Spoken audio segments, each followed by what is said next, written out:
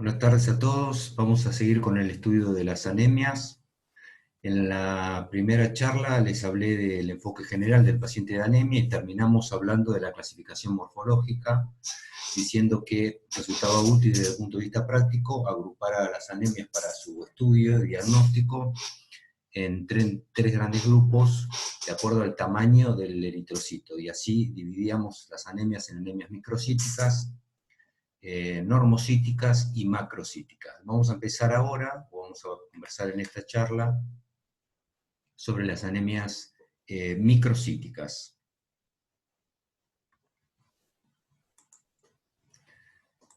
Este es un repaso. Dijimos que el parámetro que se utilizaba era el volumen corpuscular medio, y de acuerdo a ello, si este número daba menos de 80 femtolitros, se decía que la anemia era microcítica, es decir, con glóbulos rojos pequeños. Las anemias microcíticas incluyen a la anemia más común de todas, ya se los mencioné, que es la anemia ferropénica, pero aparecen aquí también otro tipo de anemias, como es la talasemia o la anemia de los trastornos crónicos, que entran en el diagnóstico diferencial de la ferropenia. Por ser la más importante y la más frecuente, vamos a empezar por específicamente la anemia ferropénica, que como les dije, es la más común de todas. Vamos a hablar de la epidemiología, de la etiología, de sus manifestaciones clínicas y cómo se hace la confirmación diagnóstica. Empecemos por la epidemiología. Ya les di un pantallazo general de la importancia que tiene la anemia globalmente. Aquí van a ver las cifras específicamente ahora de la anemia ferropénica en nuestro país. Fíjense la población de riesgo, mujeres de 10 a 49 años en distintas regiones del país, y fíjense los porcentajes muy altos, todos cercanos al 20%. ¿Qué quiere decir eso? Que 1 de cada 5 personas tiene déficit de hierro. Así que, dato importante para tener en cuenta, pues es algo que van a encontrarse en la práctica profesional de manera frecuente y muy común.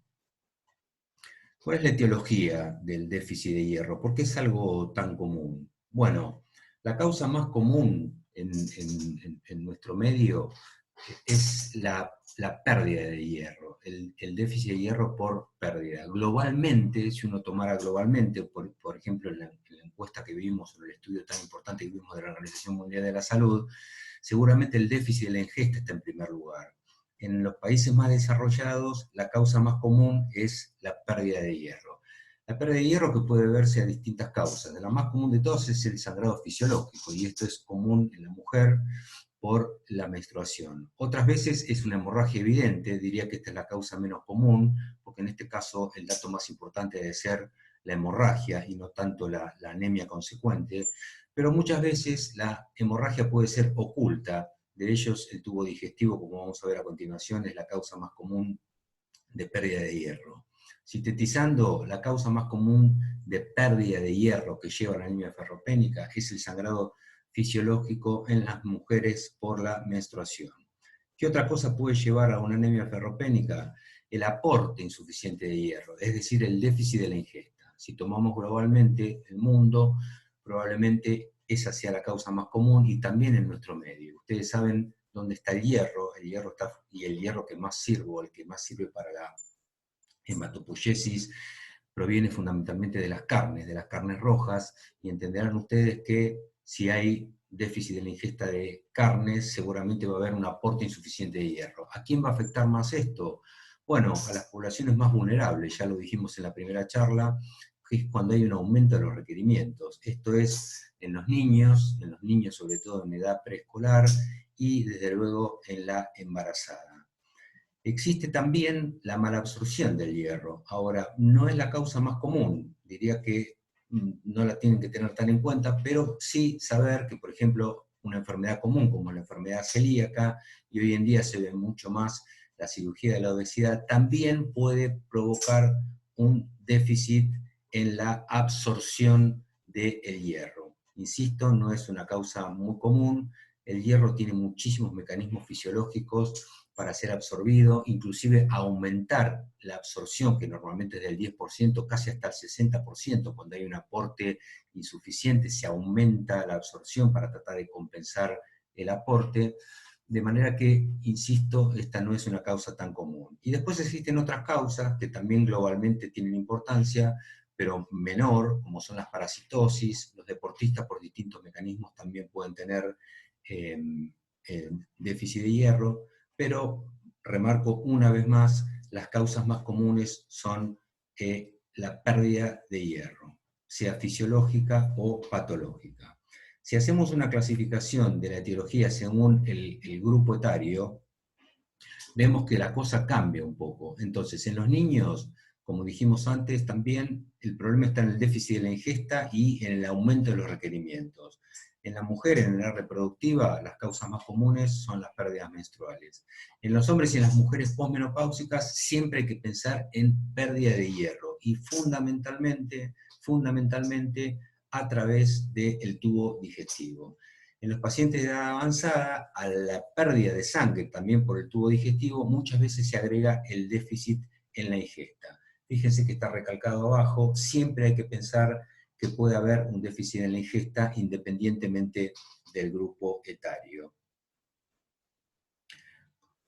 ¿En qué se basa el enfoque diagnóstico de un paciente con una posible anemia ferropénica? Bueno, en las manifestaciones clínicas, en el examen físico, pocos datos, fundamentalmente en los exámenes de laboratorio y siempre, por lo que acabo de decir recién, asociado a la posible pérdida de sangre, la búsqueda de pérdida de sangre.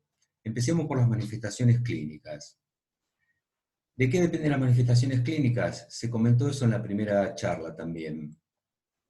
Básicamente en la reducción de la capacidad transportadora de oxígeno, y acuérdense que el hierro está no solamente en la hemoglobina, sino también en la mioglobina y en los citocromos, y esto hace que una de las manifestaciones más comunes sea la astenia, el cansancio, desde luego una manifestación muy inespecífica. Pero más importante que esto es tener en cuenta la magnitud del cambio y la velocidad del cambio. Esto hace que si la anemia o la instalación de la pérdida o del déficit de la ingesta sea crónico y lento, las manifestaciones clínicas sean prácticamente inexistentes. ¿Cuáles son las manifestaciones clínicas generales? Bueno, en general la de todo tipo de anemia, la de cualquier tipo de anemia. La disnea de esfuerzo, la astenia, la fatigabilidad, la palidez. La palidez se ve únicamente cuando la anemia es muy avanzada. No esperen hacer diagnóstico de anemia por palidez y descrean cuando alguien mirando las conjuntivas de un paciente puede establecer si tiene o no anemia. Eso se ve solamente en los casos más avanzados. Después puede haber síntomas secundarios a los mecanismos compensatorios, como son la taquicardia, las palpitaciones, las moscas volantes, los acúfenos, pero más importante que esto es tener en cuenta que en determinadas poblaciones, y esto tiene que ver con la capacidad cardiocirculatoria del paciente, sobre todo en los pacientes de edad avanzada, una anemia, y sobre todo si esta anemia es marcada, y sobre todo si tiene instalación más o menos rápida, puede producir trastornos muchísimos más graves que estos síntomas que manifestábamos antes, que eran generales, como por ejemplo un estado confusional. La anemia es una causa de síndrome confusional, deterioro del sensorio, y algunas mucho más graves, como por ejemplo la angina de pecho, el infarto agudo de miocardio, insuficiencia cardíaca congestiva y claudicación intermitente. Insisto que esto no va a suceder en una persona joven, con un estatus cardiocirculatorio normal, pero sí sucede y es una causa muy común de descompensación en los pacientes de edad avanzada con algún grado de comorbilidad. Existen también manifestaciones específicas del déficit de hierro específicamente, que son raras, no son comunes, pero bueno, ustedes tienen que conocerla. Uno es la pica, este es el hábito de ingerir sustancias alimenticias, no alimenticias.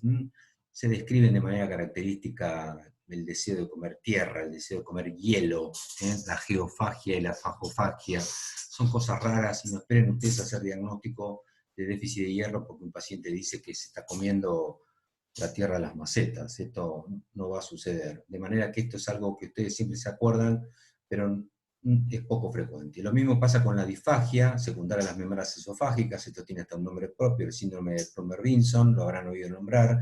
Y igual que en otras anemias, aunque esto es más común en las anemias megaloblásticas, ya lo vamos a ver, los pacientes pueden tener manifestaciones gastrointestinales, como la dispepsia, la constipación, la glositis, la estomatitis y la keilitis. Insisto, son todas manifestaciones muy poco frecuentes. ¿Qué pasa con el examen físico? Un poco lo mismo, no hay datos muy concretos para pensar en ferropenia. La palidez se va a ver en cualquier tipo de anemia y estará presente únicamente en los grados avanzados. La taquicardia lo mismo, por los mecanismos compensadores y sobre todo en una anemia que se ha instalado de forma aguda. La aparición de soplos cardíacos que no estaban antes, exactamente lo mismo. La coiloniquia, la que se llaman uñas en cucharita, que todo el mundo las conoce, aquí tienen una foto, pero vuelvo a decir lo mismo, muy, muy poco frecuente que ustedes vayan a ver estas uñas hoy en día. ¿Cómo se hace el diagnóstico de anemia ferropénica? En primer lugar hay que hacer diagnóstico de anemia. Yo ya les dije que hay distintos valores, se utilizan distintos criterios, distintos puntos de corte. La Organización Mundial de la Salud hace más de 60 años estableció el que yo les dije antes, el de 13 gramos en el hombre y 12 gramos en la mujer, pero si ustedes leen de distintas fuentes van a encontrar otros valores para establecer los puntos de corte. Ya les mencioné también que estos puntos de corte muchas veces son arbitrarios, hay que tener en cuenta el contexto, las características del paciente, dónde vive, su género y demás. Pero es un valor importante porque finalmente, frente a la consulta de un paciente que tiene astenia, tiene adinamia, tiene cansancio, tiene acúfenos, usted tendrá que decidir si tiene o no tiene anemia y deberán empezar por establecer su valor de hemoglobina. Ya se los mencioné antes, el diagnóstico de anemia y de anemia ferropénica es exclusivamente un diagnóstico de laboratorio. ¿En qué se basa? En los datos del hemograma. ¿Qué va a aparecer en el hemograma? La hemoglobina baja, que ya les dije, un volumen corpuscular bajo, acuérdense que arrancamos desde ahí, con una anemia que es microcítica, es decir, con glóbulos rojos que tienen menos de 80 femtolitros. También va a estar baja la hemoglobina corpuscular media, esto va a hacer que la anemia, además de ser microcítica, sea hipocrómica. Aquí aparece otro elemento que no lo mencioné hasta ahora, que es el RDW. El RDW es el rango de distribución del tamaño de los eritrocitos, es decir, es un indicador de anisocitosis de distintos tamaños. ¿Por qué es importante esto? Porque una de las características típicas de la anemia ferropénica es que hay anisocitosis, es decir, hay glóbulos rojos de distintos tamaños. Y eso hace que este valor, el RW, lo van a encontrar en algunos hemogramas como AD, que es ancho de dispersión del tamaño de los eritrocitos, esté aumentado. Y vuelvo a repetir, es un indicador de anisocitosis. Esto surge del hemograma, es decir, el hemograma a ustedes les permite, por las características de los glóbulos rojos, por la presencia de hipocromía, de microcitosis y el RW aumentado mayor del 15%, sospechar de que el paciente tiene déficit de hierro. Si quieren confirmar el déficit de hierro, necesariamente hay que recurrir a otros estudios, y son los parámetros del hierro, que se piden específicamente frente a la sospecha de una anemia ferropénica. ¿Qué se mide? La ferremia, la concentración de hierro en sangre, que va a estar desde luego baja, la transferrina o la capacidad transportadora de hierro, que aumenta de manera compensadora frente al déficit de hierro. Esto hace que esta relación entre la ferremia y la transferrina esté alterada, y al haber poco hierro y mucha transferrina, ¿cómo va a estar la saturación? Baja. Y el parámetro que tal vez sea el más importante de todo es la ferritina. La ferritina se correlaciona con los depósitos corporales de hierro y es el primer parámetro en alterarse. Este es el parámetro que sirve para confirmar el déficit de hierro. Desde luego, si ustedes hicieran un frotis, como ya les dije, esto no es imprescindible y muchas veces no se necesita. Hoy en día la sangre se analiza por estudios automatizados, que ellos mismos informan, el mismo estudio informa la microcitosis, la hipocromía, la anisocitosis, pero si hicieran un frotis encontrarían todos estos elementos. ¿Cómo se completa el estudio de un paciente en que ya se confirmó o se sospecha que tiene una anemia ferropénica? Con la búsqueda de la pérdida de sangre, que como dije antes, a veces surge de la anamnesis, por ejemplo, una mujer que dice que tiene hipermenorrea o polimenorrea, pero muchas veces esta pérdida de sangre es oculta, no se sabe, y la mayor parte de las veces es por el tubo digestivo. De manera que para completar el estudio de una anemia ferropénica y establecer su etiología, muchas veces es necesario la búsqueda de esta, se puede hacer una búsqueda de sangre oculta materia fecal, o muchas veces directamente una endoscopía digestiva, alta o baja, dependiendo de dónde uno sospecha que es inicialmente la pérdida. Muchas veces ninguno de estos dos estudios alcanza, ni una endoscopía digestiva alta, ni una endoscopía baja, y si uno tiene la evidencia a través de un estudio de sangre oculta materia fecal de que el paciente efectivamente está perdiendo sangre por el tubo digestivo, se puede realizar lo que se llama una videocápsula, que es una cápsula que se ingiere y filma todo su trayecto hasta que es eliminada con la materia fecal y permite detectar sangrados, que no es la causa más común, en la parte intermedia, es decir, en el intestino delgado. Esto pasa cuando uno no ha podido encontrar en las endoscopías digestivas altas ni bajas la causa del sangrado. Ahora, ¿un paciente se pone anémico de un día para el otro? No, ya les dije que no, que en general el déficit de hierro es algo que se establece de forma crónica. Si el paciente ha tenido un sangrado agudo, seguramente los síntomas que va a tener no van a ser los de la anemia, sino los de pérdida de volumen. De manera que es muy importante que ustedes entiendan que hay una progresión. Hay un primer estadio en el cual, que se llama de depresión de los depósitos, en el cual lo único que va a estar alterado va a ser la ferritina, y por eso les mencioné antes la importancia muchas veces de pedir esto como único estudio, porque es lo primero que se agota, y cuando se agota es lo primero que disminuye, aún antes de que disminuya la hemoglobina, el volumen corpuscular medio, la ferremia o el porcentaje de saturación.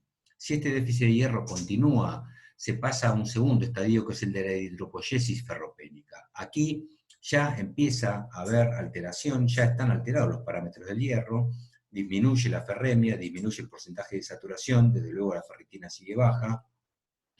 Nosotros habitualmente no medimos la protoporfirina libre ni la hemosiderina, pero fíjense que todavía en este segundo estadio la hemoglobina y el volumen corpuscular medio todavía están normales.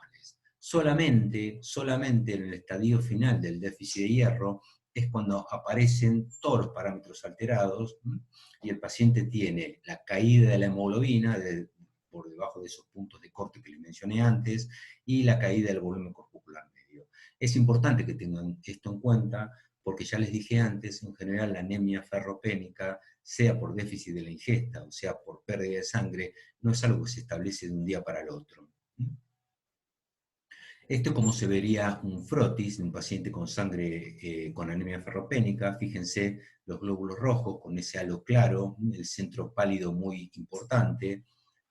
Es mejor si pueden comparar en un hemograma un frotis normal y un frotis con una anemia ferropénica, donde se ven que los eritrocitos son más claros, tienen un centro más claro. Ahora, van a ver esto ustedes en la práctica. ¿Es necesario pedir un frotis para hacer anemia, para hacer diagnóstico de anemia ferropénica? No, en general ustedes lo que van a ver va a ser un hemograma. Este es un hemograma de un paciente con anemia ferropénica. Fíjense, tiene 10 de hemoglobina, o sea, tiene anemia, tiene un hematocrito de 32. Miren el volumen corpuscular medio.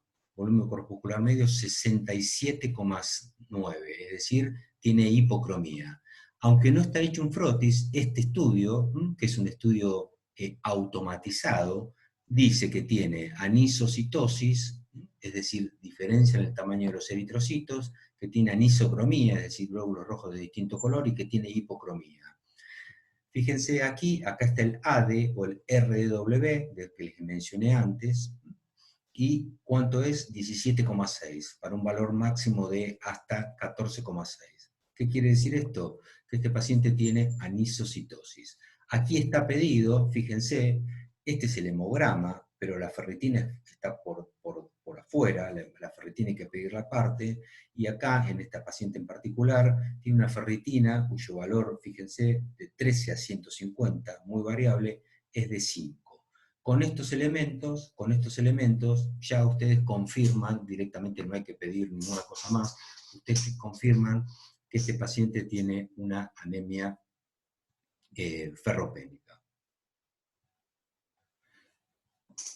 Terminada la anemia ferropénica, como les dije al principio, tienen que tener en cuenta ustedes que hay otras anemias que también son microcíticas. Dentro de ellos está la talasemia. La talasemia es una hemoglobinopatía, de hecho es la hemoglobinopatía más común, afecta aproximadamente al 5% de la población en el mundo, de manera que ustedes van a ver pacientes con talasemia. Y justamente los pacientes con talasemia muchas veces se los confunde o se piensa que tienen déficit de hierro porque se ve que tienen anemia, y se les da hierro y no corrige la anemia, porque lo que les pasa a estos pacientes es que tienen una alteración genética.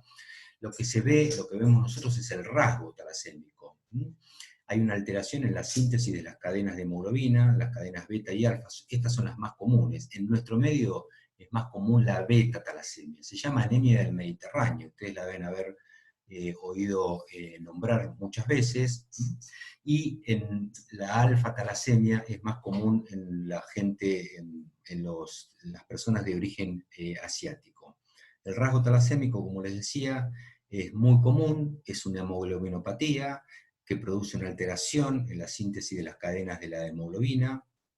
De manera característica, estos pacientes tienen una anemia, no una anemia demasiado marcada. Lo que sí tienen muy marcada es que tienen microcitosis, es decir, glóbulos rojos muy chiquititos.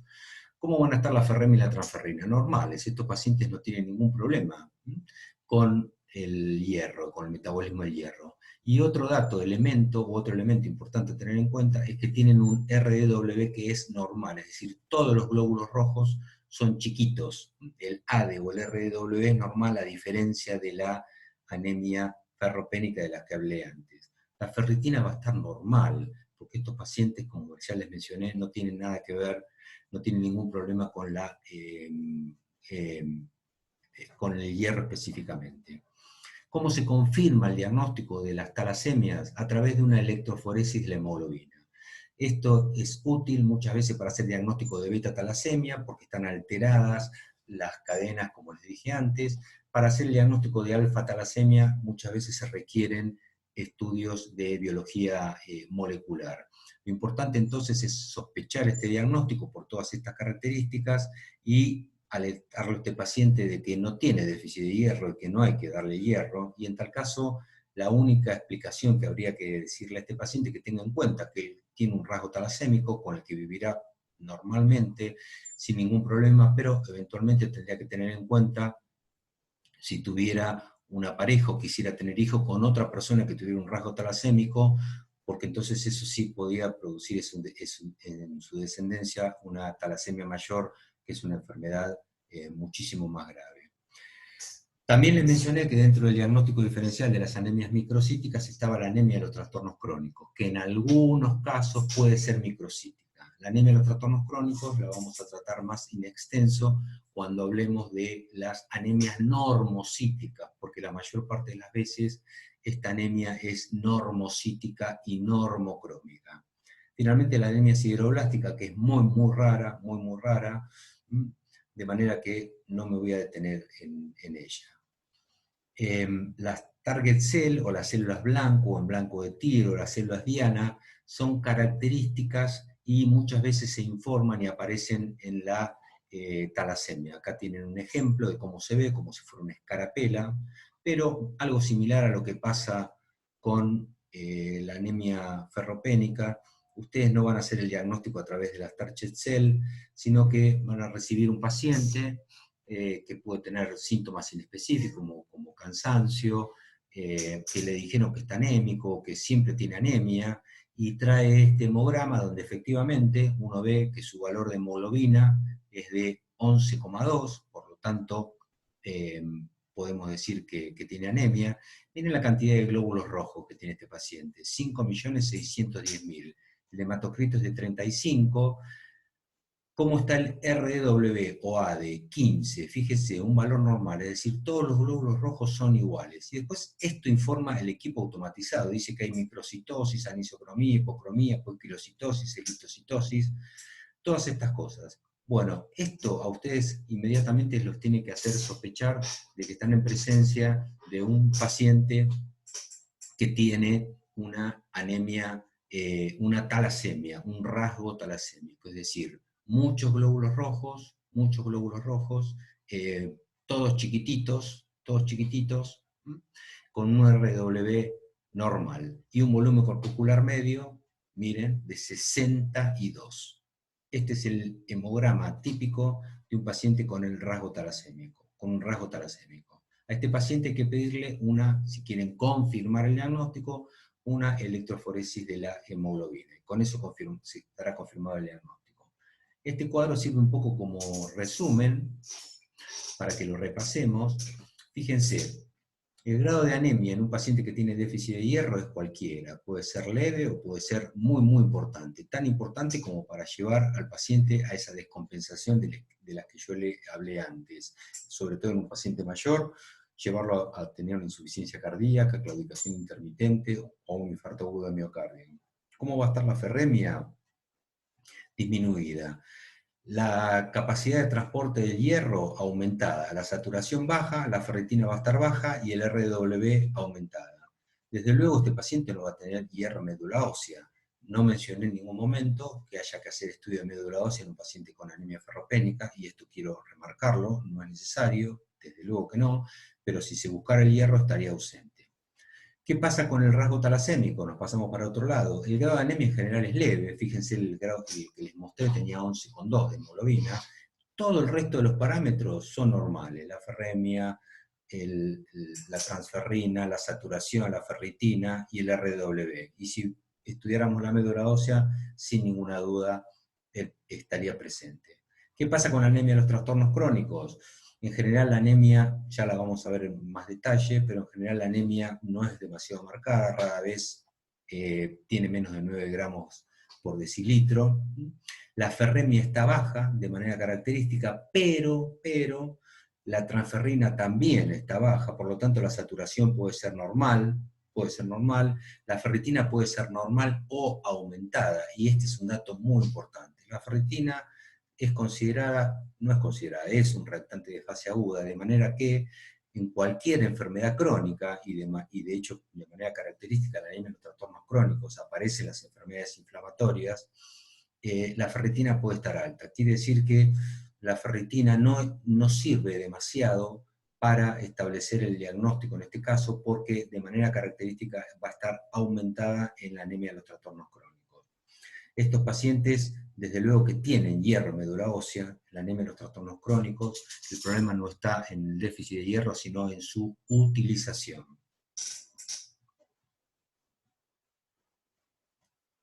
Vamos a hacer una síntesis conceptual de la anemia ferropénica, recalcando que es la anemia más común de todas. La mitad de las anemias aproximadamente son de tipo ferropénica.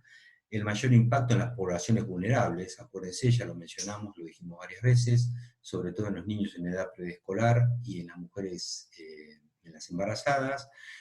Acuérdense también que los síntomas son inespecíficos y que muchas veces es asintomática y es un hallazgo de laboratorio.